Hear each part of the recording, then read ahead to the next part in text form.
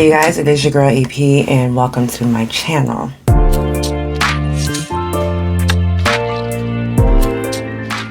So today I would like to get ready with me because I am getting ready to go out for my wedding anniversary dinner.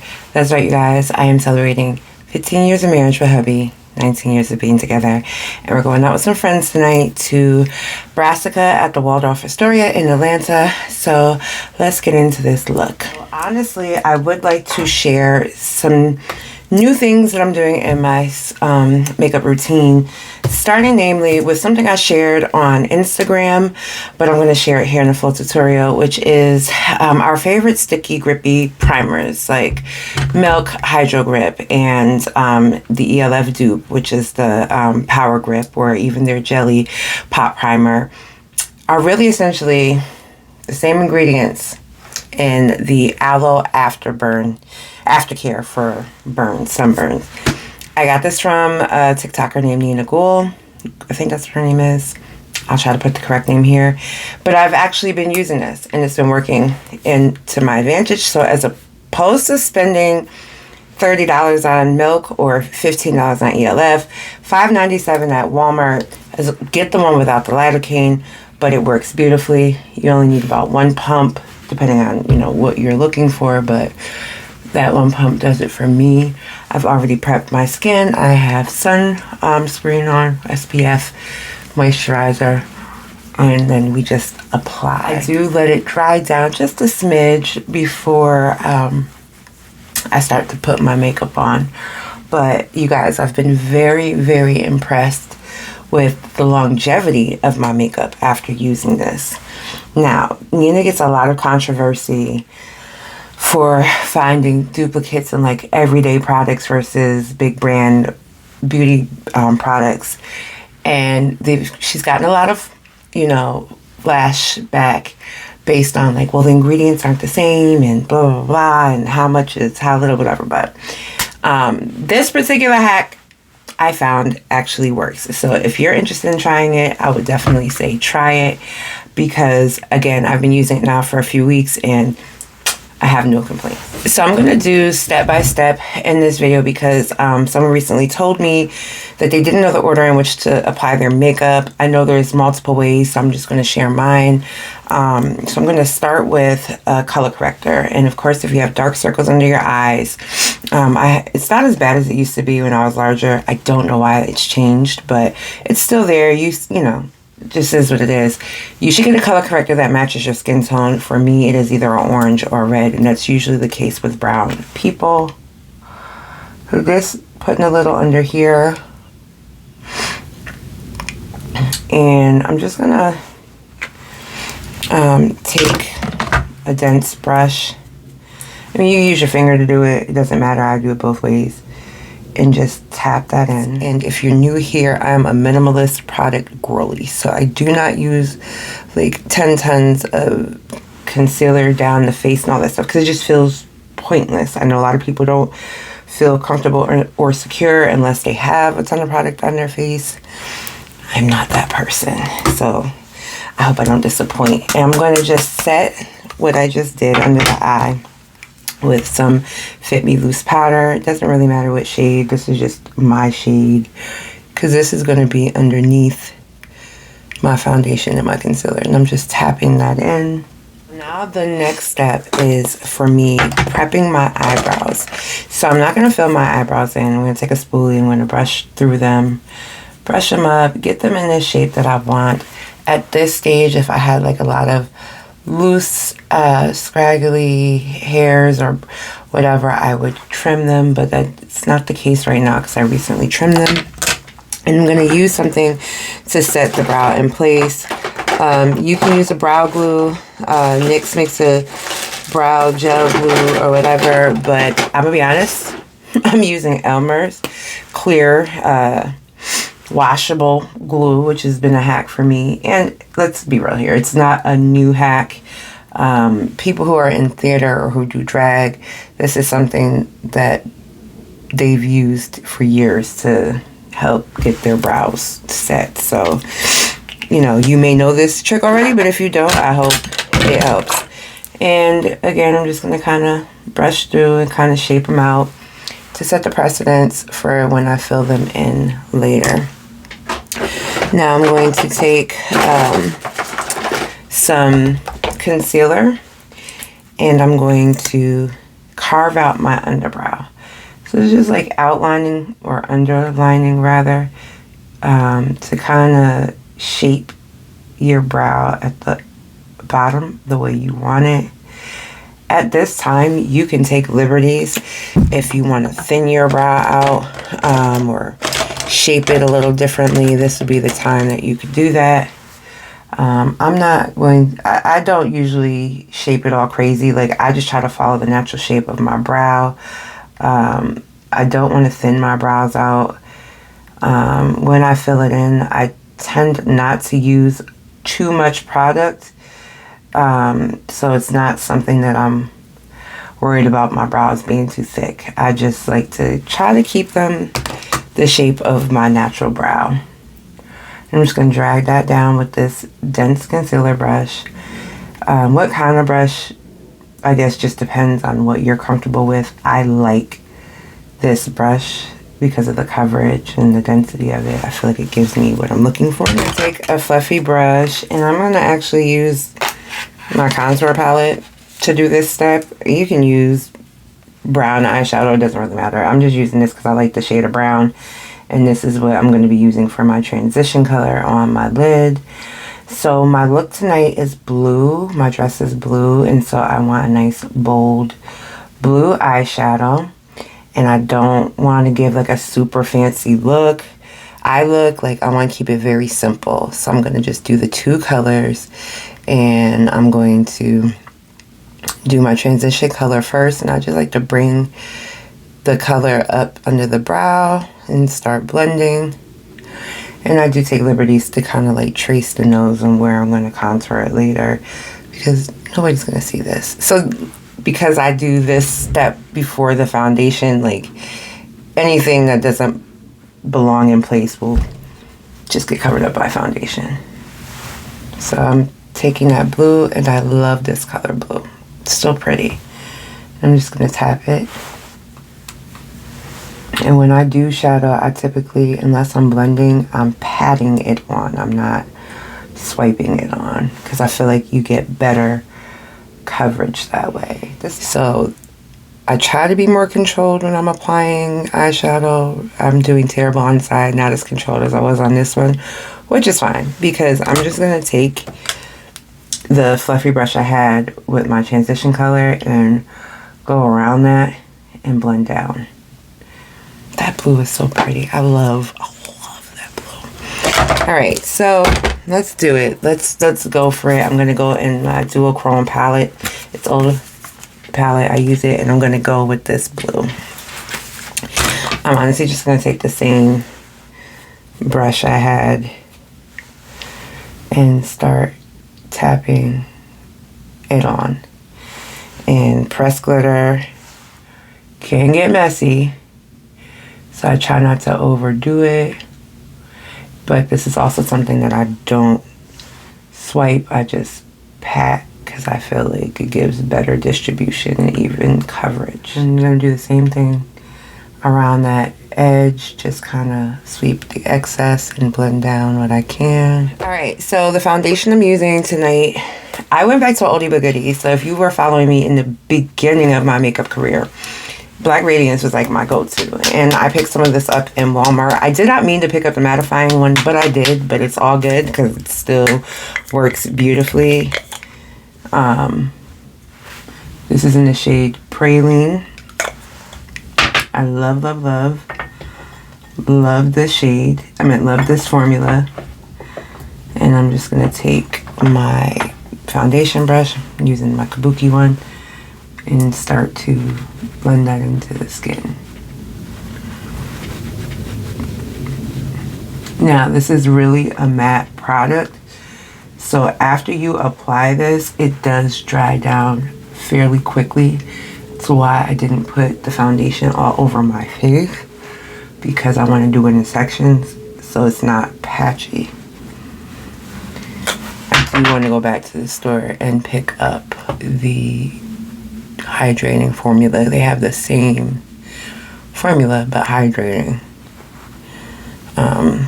But it works just as well. And I've been using a lot more hydrating skin-like foundations. I've been staying away from mattifying because the older I get, my skin is changing. I used to be a combination skin girly, but leaning more towards oily. Now I find that after weight loss surgery, my hormones and everything changed and my skin type changed. So I'm trying to make, balance that out. Just try to get it in real good. And I blend up into my hairline because, y'all, I'm a baldy. So it doesn't matter if I do, but I know for other people, they won't do that. So I would suggest putting on a headband. So now my next step is going to be concealer. So I'm just going to take my ELF Camo Concealer. This is the hydrating formula. I'm just taking some of this, putting some dots very strategically under the eye. And I'm going to do the same here. I like to let it dry down a little bit to get it a little tacky because I feel like it blends better when I do that. And of course, we're going to hit all the areas we're highlighting for the center of the face, down the bridge of the nose, center of the forehead. I like to call this the war paint effect. Flat top brush and start blending. I definitely have sparkles in my concealer, so I might be a little glittery today. That's all good. So I'm just blending this in. Very excited about tonight. Our actual anniversary was earlier this week on the 30th, but we had to wait till the weekend to really go out. But hubby and I have just been being very intentional about the time we spend this week with each other. And it's been fantastic. But the big hoorah is going to be my first cruise at the end of June. Hubby and I have never been on cruises before. And hubby and I have never traveled out of the country together. In fact, I have never traveled out of the country. He has. So this will be my first time doing both. I'm very excited to be sharing something so special with him and in honor of our 15 years of marriage. So tonight is very low-key. It's just dinner, but I'm very excited about going to Brassica because it's a French cuisine restaurant with a little southern twist. I love French food.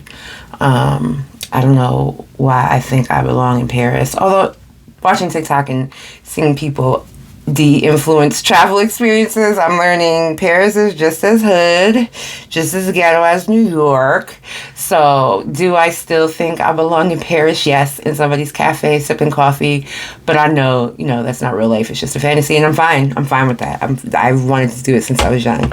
But the restaurant itself just seemed like it had a really good ambiance, so I did the atmosphere, the food, the menu looks excellent, so I can't wait to go. Now I'm just going to tap in.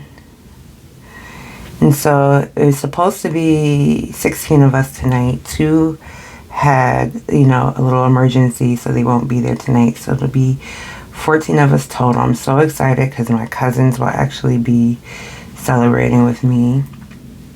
And I told my mom, I it's so weird that my older cousins, one, the first couple they're 20 years older than me, and then my other cousin is about 7 years older than me.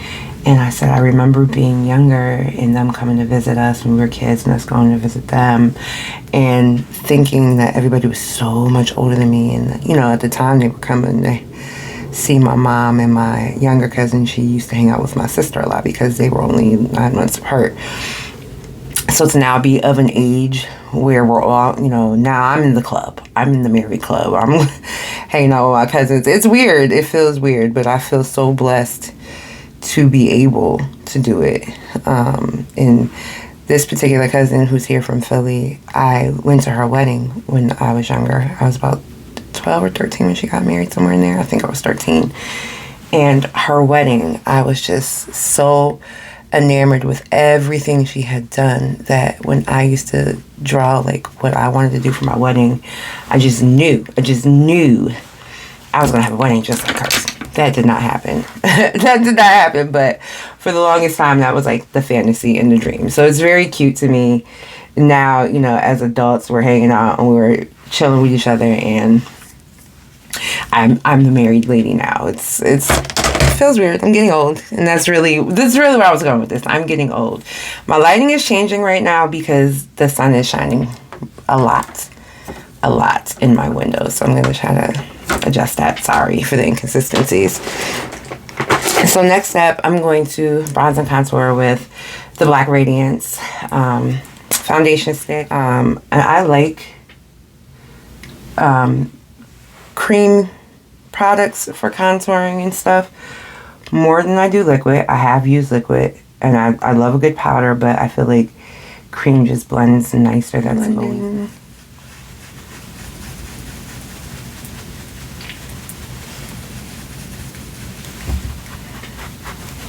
I'm going to take the same brush that I used to do the transition color and just start blending down the nose. I honestly meant to powder before I did this, but it's all good. So I'm going to take a pressed powder to the under eye area, Maybelline Fit Me, and then I will go in with a loose powder on top of it. So when I'm doing this, I do use like a shade lighter just to brighten those areas, because that's kind of what the point of highlighting is to bring light to the center of the face.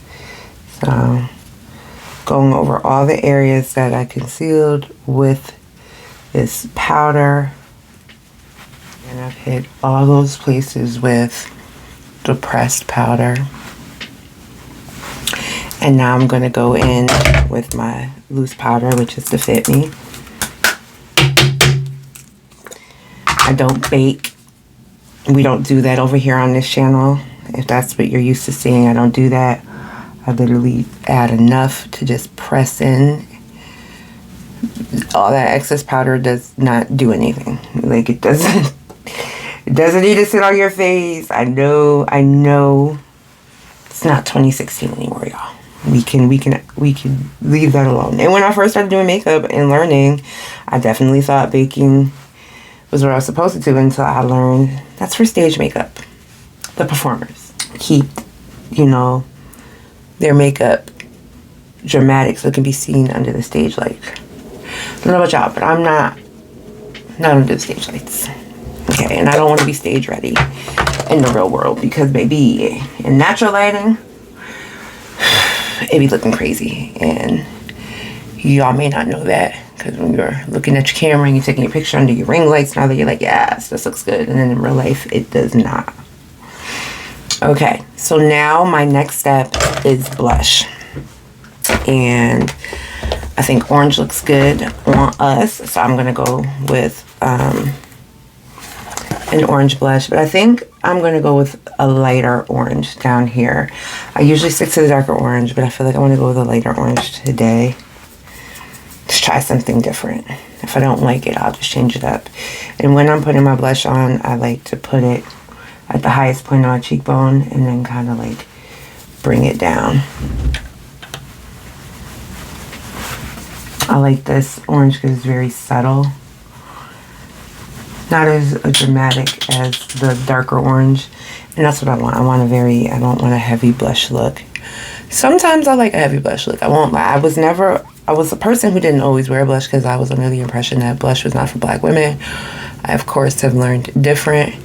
And now I love blush.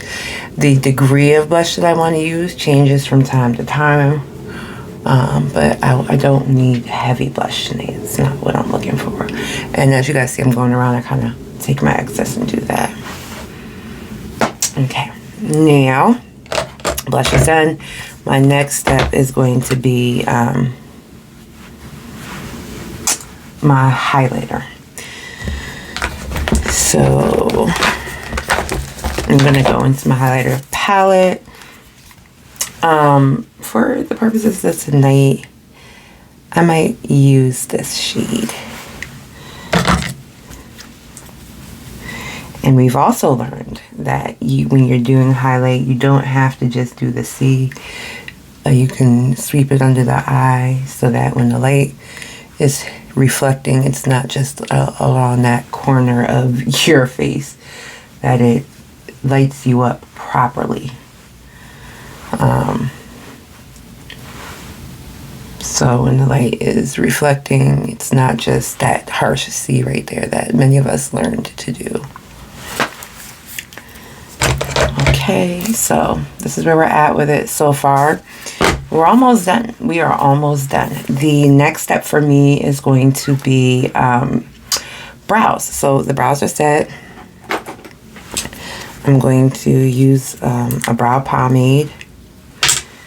And I'm going to take my smaller, this is an angled brush. And when I do this, I use a dark brown and never use black because black is too dark for my face, in my opinion. And I'm just going to use short, deliberate strokes to mimic the hairs in my brows. I feel like, and I probably say this every video in which I do brows, I don't like adding too much product and swiping it through because then it doesn't look as natural as it could. It looks like, yes, I put pomade in my brows and swiped it through, and I don't believe that that is how the brow is supposed to look. Now, granted, there are some who prefer that look. I've got friends who wear that look. I'd never try to tell other people how to do their brows unless I'm asked, because brows be hurting feelings. Okay, brows will end friendships if you talk badly about somebody's brows. Like, you gotta let people get it how they get it. But my personal preference is a more natural looking brow and not Lego blocky looking brow. But I'm also not a fan of like that pencil brow look either, that looks like you just juice in McDonald's arches. Like, why are we doing that in 2024? So this brow is the smaller brow of the two. I can't ever get them to look exactly the same, but I don't want to press it because then when I try to perfect it, I end up making it worse. So now we're done with the brows. I'm going to spray my face with the ELF. This is the Stay All Night Blue Light Micro Setting Mist. I love this setting spray. It's not very expensive. It's about 10 bucks.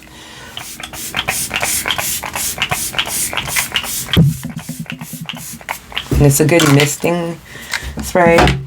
Sometimes I take a sponge and pat it in. Today I'm just going to fan it. And then the last step for me is going to be lashes. And recently I've been using glueless lashes. And they're like my faves now. Like, I can't stay away from them. I would do it on camera, but I don't feel like it, y'all, because I feel like when I try to do lashes on camera, it doesn't go well for me. So I'm going to hop off camera and apply them. But there is a video of me doing it, I think, on Instagram. And you're literally just going to take the their cluster lashes. I'll show you what they look like.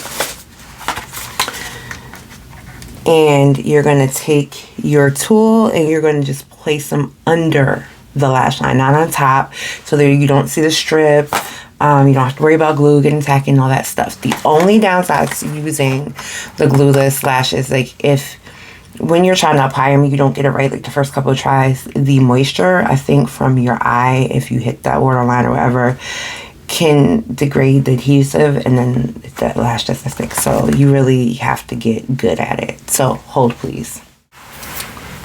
All right, and this is the final look all together. So I popped the lashes on, and I didn't want to do I usually do a matte lip, but I decided to just opt for a glossy, juicy little hair store find I found the other day, because I thought the eyes were enough and the earrings were enough for the statement that I didn't need like a bold lip.